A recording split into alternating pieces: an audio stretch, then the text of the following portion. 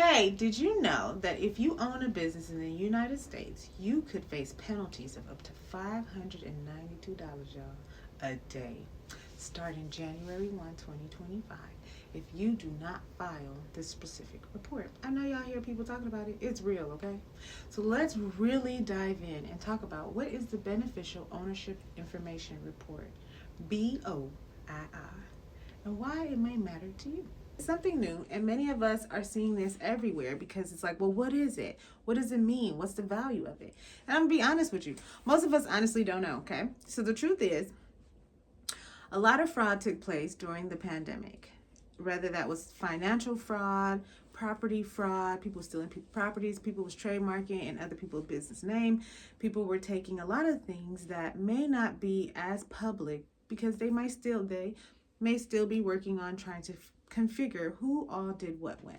So you might notice that recently there's a lot of verifications, two-factor notifications to get into your own Google account. You got to get a verification sent to your phone number. There's all these things happening, and we're kind of trying to figure out, well, what do we do? Well, now think about it like this. Many of us got PPP loans during the pandemic, right?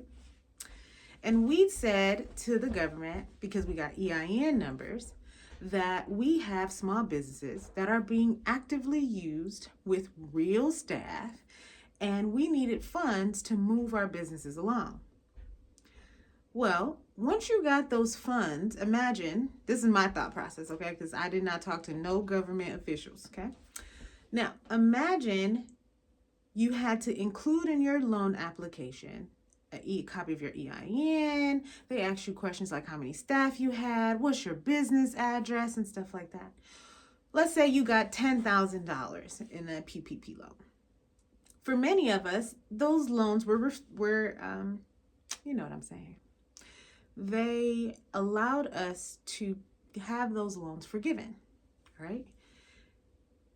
You're basically asking the government, do they track this $10,000 or not? Because they gave it to us. It was deposited into our bank accounts. Then they forgave us the $10,000, and it's as if the money never existed. Well, if you got that $10,000 in 2020, that means in 2021, when your business filed taxes, your income from your business should have went up $10,000, right? Or show that you received some kind of income. Well, you didn't file taxes for 2021. And then you didn't file taxes for your business in 2022. Well, I thought you had a business that was open with staff. That's what you said to get the money, right? So how come you're not filing anything to indicate what you did with the money, with the income, or how it helped your staff? Don't think about it as, are they trying to track the money? Well, did you use the funds to help your website and you paid a contractor to do a website design? Because you would have gave them a 1099, right? Or if you use the $10,000 to pay off your property taxes for a property that you own in the business name, then there should be a receipt and possibly a tax deduction for paying off the property taxes, right? Well, but you didn't file nothing for 2 years. So what's going on with your business? Do you still have that business checking account that you opened? Because, to get the loan, it had to go in the business checking account. So I can't call Chase and ask them where the money at in your bank, because we discovered you not using the bank account no more. And you didn't file taxes for the last 2 to 3 years on your business. So did you lose staff and lose money? Did you pay any 1099s out for your contractors? Did you pay any payroll? Did you call ADP and pay? No? Okay, something's wrong. There's way too many businesses that said they were in existence in 2020 and 2021, and now they're inactive, not moving, or completely disappeared off the face of the earth. All right. So either these companies are shell companies, meaning they're fake and you're using them for something else, or you didn't know you had to file the taxes, or I don't know, my ledger ain't adding up between where the money went and the business is and what happened in the middle. So here's what we're going to do. We're going to get everybody to sign this paper, okay? Everybody come to the table. Come on. Now I need you to go to the website and I need you to tell me, is your business still active? Come to the table with your ID and to verify who is the person behind the LLC.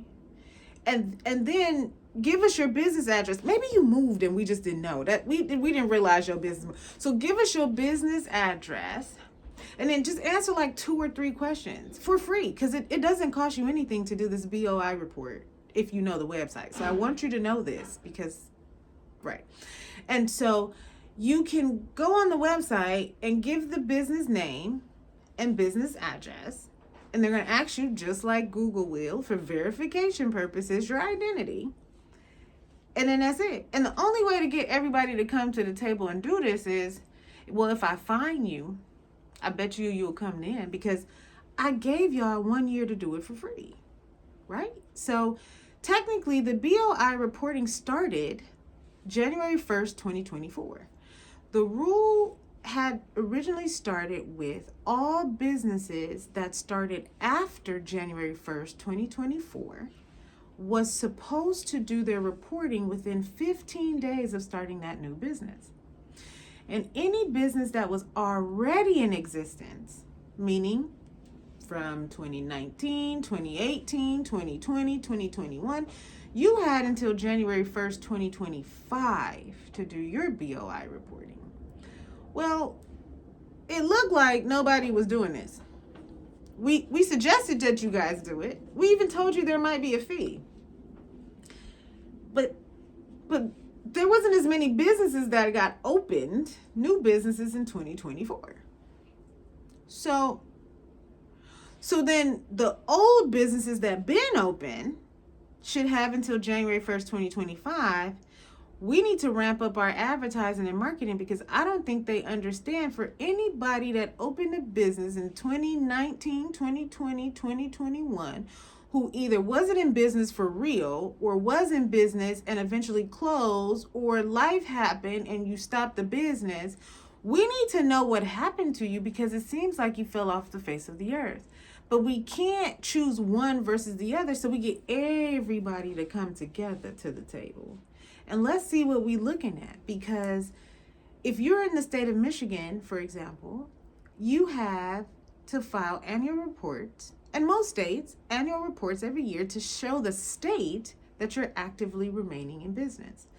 Well, in the state of Michigan, after 2 years of no annual report, or 3 years, it's assumed you may not actively be in business anymore because you're not filing annual reports. So they can automatically dissolve your business. Well, we are 3 years, 4 years after the pandemic, when a lot of these new businesses had showed up. So maybe we need to bring everybody to the table before they get automatically dissolved. And this is why the BOI, the report, you see what I'm saying? The report is so important for 2025. All the LLCs in your name, all, not just the one you doing right now. Any businesses that has not been dissolved, and dissolve means I went to the state of Michigan, I filed my certificate of dissolution, DISS, dissolution, paid the fee, and dissolved it. As long as that business is dissolved by January 1st, 2025, you do not have to do this BOI report.